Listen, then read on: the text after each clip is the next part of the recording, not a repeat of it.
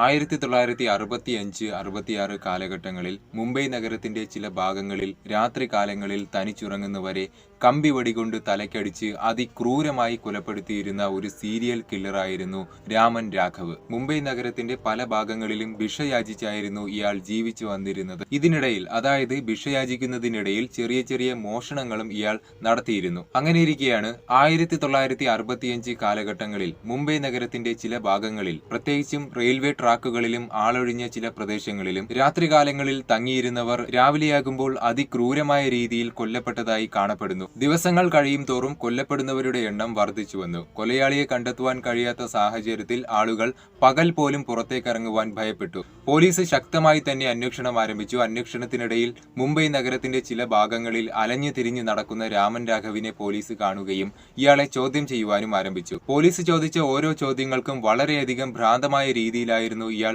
ഉത്തരം നൽകിയിരുന്നത്. സംശയം തോന്നിയ പോലീസ് ഉടൻ തന്നെ ഇയാളെ അറസ്റ്റ് ചെയ്ത് ഒരു മനോരോഗ ചികിത്സാ വിദഗ്ധരുടെ മേൽനോട്ടത്തിൽ ചികിത്സ ആരംഭിച്ചപ്പോൾ ഇയാൾ ഒരു മനോരോഗിയാണെന്ന് കണ്ടെത്തുന്നു. ഇത് മനസ്സിലാക്കിയ പോലീസ് കൊലപാതകവുമായി ബന്ധപ്പെട്ട ചില ചോദ്യങ്ങൾ ഇയാളോട് ചോദിച്ചപ്പോൾ താനാണ് ഈ കൊലപാതകങ്ങൾക്കെല്ലാം പിന്നിലെന്ന് സ്വമേധയാ പോലീസിനോട് സമ്മതിക്കുന്നു. അതുമാത്രമല്ല, കൊലപാതകം നടന്ന സ്ഥലങ്ങളിൽ രാത്രി സമയങ്ങളിൽ ഇയാളെ പലരും കണ്ടതായി അവകാശപ്പെട്ടിട്ടുമുണ്ട്. ശേഷം തുടർന്നുണ്ടായ ചോദ്യം ചെയ്യലിൽ ഓരോ കൊലപാതകം നടത്തിയ സമയവും കൊലപാതക രീതിയും എത്ര പേരെയാണ് കൊലപ്പെടുത്തിയത് തുടങ്ങിയ കൃത്യമായ വിവരങ്ങൾ പോലീസിനോട് ഇയാൾ വിവരിക്കുവാൻ തുടങ്ങി. പൊതുസ്ഥലങ്ങളിൽ ഉറങ്ങുന്ന സ്ത്രീകൾ, കുട്ടികൾ, വൃദ്ധ, പ്രായമായവർ, ചെറുപ്പക്കാർ തുടങ്ങി 29 പേരെയാണ് ഇയാൾ തലക്കടിച്ച്, കമ്പിവടി കൊണ്ട് തലക്കടിച്ച് അതിക്രൂരമായി കൊലപ്പെടുത്തിയത്. കോടതി വിധി പ്രകാരം മരണശിക്ഷയായിരുന്നു ഇയാൾക്ക് വിധിച്ചത്. എന്നാൽ മനോരോഗി എന്ന പരിഗണനയിൽ പിന്നീട് ഇത് ജീവപര്യന്തം തടവ് ശിക്ഷയിലേക്ക് മാറ്റി. ഒടുവിൽ 1995 ജയിലിനകത്ത് വെച്ച് തന്നെ ഇയാൾ മരണപ്പെടുകയും ചെയ്തു.